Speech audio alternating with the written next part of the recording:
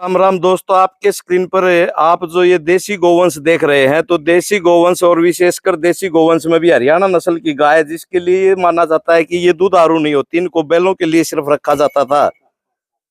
लेकिन आज आपको एक ऐसे गौ सेवक से मिलाऊंगा जो ये कहते हैं कि ये एचएफ जर्सी के मुकाबले कम दूध वाली गाय नहीं है, लेकिन इसमें धीरे धीरे हमें नस्ल सुधार करना पड़ता है। तो इनका क्या अनुभव है, कितने दिन से गाय रख रहे हैं, सारी डिटेल इस वीडियो में होंगी। तो चलिए दोस्तों, वीडियो शुरू करते हैं। आप देख रहे हैं फार्मिंग गुरुजी यूट्यूब चैनल और मैं हूं आपका दोस्त सुरजीत सिंह। राम राम। राम राम भाई जी, राम राम। आपका मेरे गांव मदीना में आने पर हार्दिक स्वागत है। और आपका जितने भी फार्मिंग गुरुजी यूट्यूब चैनल देखने वाले साथी हैं, सभी को मेरी हाथ जोड़कर राम राम, नमस्कार, जय गौ माता, जय गोपाल। भाई साहब, एक बार नाम बता दो, और गांव का नाम आपने बता दिया, फिर भी एक बार पूरा एड्रेस बताओ, क्योंकि हो सकता है नए लोग पहली बार जुड़े हैं, तो उनके लिए ये चीजें समझने में आसानी हो। हाँ जी। मेरा नाम अजय दांगी है। हाँ, मेरा गांव मदीना है, जिला रोहतक है, और मैं हरियाणा से बिलोंग करता हूँ। राज्य हरियाणा। राज्य हरियाणा। तो दांगी साहब, आजकल तो लोग ज्यादा दूध के लिए एचएफ और जर्सी और दूसरी नस्लों पर काम करते हैं, और आप देसी नस्ल पर काम कर रहे हो। तो ये दूध के लिए आज भी बैल के लिए ही रख रहे हो, और इस नस्ल को कितने दूध तक की आप मानते हो, कितना दूध आपके यहाँ देती है, सारी डिटेल बताओ एक बार प्लीज। हाँ जी। देखो, ये पहले की भ्रांति थी जो अपने बुजुर्ग थे कि हरियाणा नस्ल केवल खेती कृषि कार्यों के लिए उपयोगी है, पर मैं नहीं मानता। आज के दिन की हरियाणा गाय अपनी किसी भी मिक्स ब्रीड कह लो या कोई भी विदेशी विलायती ब्रीड से कम है आज के दिन। अच्छा अच्छा। हाँ, मेरे पास हाईएस्ट मिल्क की 20-21 किलो तक की गाय हैं। और अपनी ये गाय 10वीं बार इसने काविंग किया है। 10वीं बार बच्चा दिया? 10वीं बार बच्चा दिया इसने। वाह जी वाह, एक और नई शानदार बात आपने बता दी। हाँ जी। और अब की बार मेरी कोशिश रहेगी जहां तक है इसकी लाइव मिल्किंग चलवाने की। तो 10 बार बच्चा दिया है, तो आपने इससे कितनी बछड़ियां ले ली अभी तक? इसने मेरे पास 4 बछड़ियां दी हैं, और ये छठा बछड़ा है। अच्छा, छठा बछड़ा है। 4 में से 3 बछिया मेरे पास हैं, इसकी और एक एक्सपायर हो गई थी 10-12 दिन की। तो इसने अब तक 3 ही बछिया दी हैं।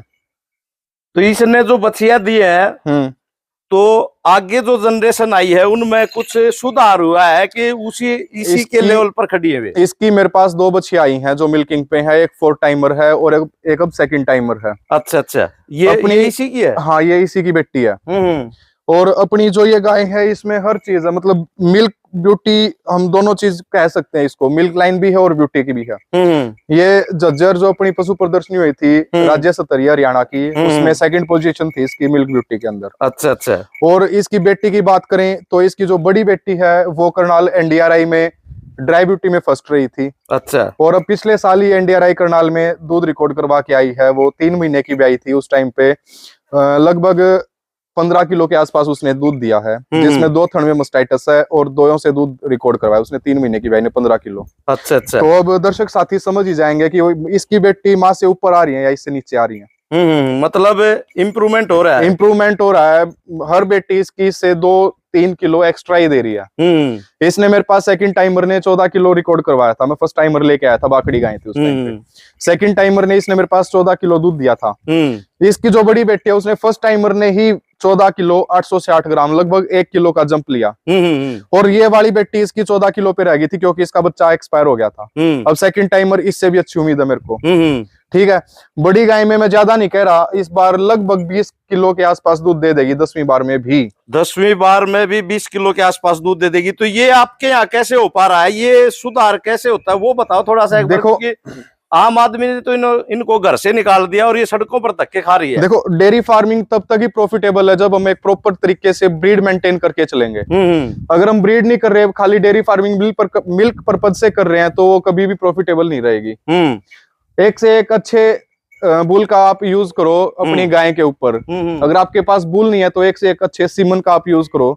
जिस एरिया में बुल नहीं है, सीमन सबसे बेस्ट ऑप्शन रहता है। कई भाई बोलेंगे कि सीमन तो गाय के ऊपर यूज नहीं करना चाहिए, पर कुछ एरिया ऐसे हैं जहाँ पे बुल अवेलेबल नहीं होता। मैं अपनी बड़ी गाय से जो प्रोजनी ले रहा हूँ वो HLDB के सीमनों की प्रोजनी है मेरे पास। अच्छा अच्छा। इसकी 3 बेटी मेरे पास सेक्सिमन की आई थी। अब इसकी भी बेटियों की जो बच्ची आ रही है वो सेक्सिमन की आ रही है मेरे पास। इसकी जो बेटी है इसको बिजली नाम से जानते हैं सभी, ठीक है।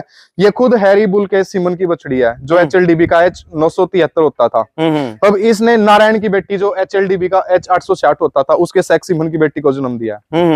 और बड़ी गाय से 2 मेरे पास हैरी की बछड़ी है सेक्सिमन की। और अब की बार BH01 का बछड़ा आया है मेरे पास।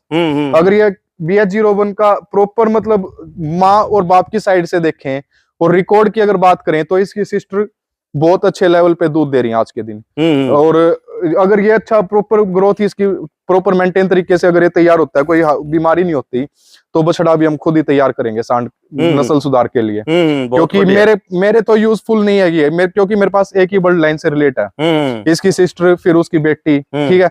पर ये गांव की भलाई के लिए तो मैं इसको यूज कर सकता हूँ। हाँ बिल्कुल बिल्कुल। अगर ये आगे प्रॉपर सही तरीके से चलता रहा तो इसको हम खुद का बुली बढ़ाएंगे अपने पास। इसीलिए मैंने BH01 का चूज किया था सीमन, क्योंकि उसके काफी अच्छे रिजल्ट आ रहे हैं, अच्छे बछड़े आ रहे हैं।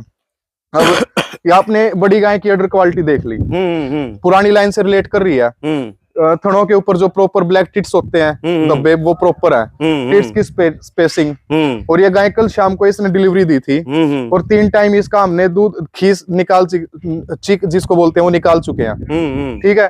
और बच्चे को भी 3 ही बार पिला दिया है। तो आप इसकी 10वें ब्यात में इसकी कैपेसिटी देखो मिल्क की क्या करेगी ये गाय। बिल्कुल बिल्कुल। और अगर ये तो मेरे को पता है मेरे घर की गाय है, 10 बार इसने डिलीवरी दे दी।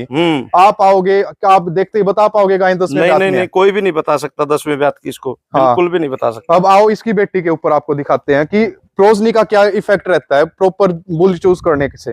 उठ भाई, खड़ी हो, बैठी रहने दो। अब देखो इसका मैंने सीमन यूज किया, गाय अपनी श्यामा कलर में आ, ठीक है। बेटी आई प्योर व्हाइट, बेटी की बेटी आई वो उससे भी व्हाइट बनेगी, ठीक है।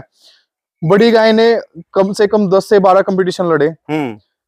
ड्राई ब्यूटी के अंदर कलर डेफिशिएंसी मतलब व्हाइट कलर इसमें बहुत कम है, तो इस करके ड्राई ब्यूटी में कभी नहीं लड़े। बेटी ने 2 से 4 दांत में पिछले साल चालू किए थे और अब की बार के मिला के टोटल इसके 8 या 9 कंपटीशन हो चुके हैं, किसी में भी खाली नहीं आई है। बड़ी गाय अपनी पिछली बार दादरी थी अपनी राज्य स्तरीय पशु प्रदर्शनी, उसमें कलर को लेके बाहर निकाल दिया था फाइनल राउंड में। ये बोले कि हरियाणा में तो व्हाइट कलर को ही प्रेफरेंस देंगे। उससे पहले क्या गाय मेरी कहीं पे विनर नहीं हुई। अब वो प्रोजनी मेरे को वो चीज नोट करके मैंने आगे और अच्छे सीमन यूज करके प्योर व्हाइट चीज जो मेरे पास होती है वो आ गया। प्रॉपर सीमन अच्छे बुल की मैंने चूज किया, तो ये आज सुबह 9-10 बजे के आसपास की बच्ची हुई है। और आप अब इसको शाम को टाइम हो गया होगा 4:30 साढ़े 4 का।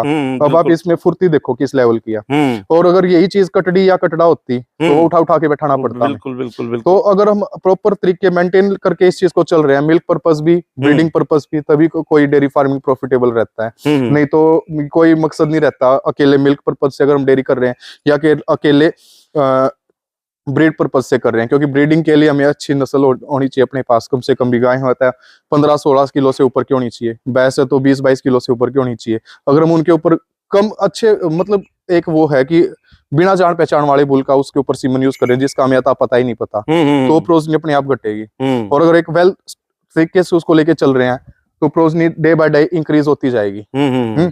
बड़ी गाय कंपटीशन में ले जानी बंद कर दी क्योंकि इसने अपने पास और प्रोजनी दे दी जो इससे भी लेवल बेस्ट है उसका। तो ब्रीडिंग अगर प्रॉपर कर रहे हैं तो मिल्क हमेशा ही इंक्रीज होगा। तो अजय भाई क्या कहना चाहोगे, हरियाणा नस्ल को भी दुधारू बनाया जा सकता है आपके हिसाब से? तो हरियाणा नस्ल तो है ही दुधारू। ये जो अपना जागरूकता आई पर कुछ लेट आई है, ठीक है। जो एक प्रॉपर जो दूध वाली जो अपनी गाय थी ना, वो एक लिमिटेड स्टॉक पर जाकर स्टैंड ले लिया उन्होंने एक खुट्टे के ऊपर। जी ने ये जो इतना शानदार अपना एक्सपीरियंस शेयर किया, वीडियो आपको पसंद आई हो तो कमेंट लाइक जरूर करें और अपनी वाणी को विराम देता हूं। धन्यवाद।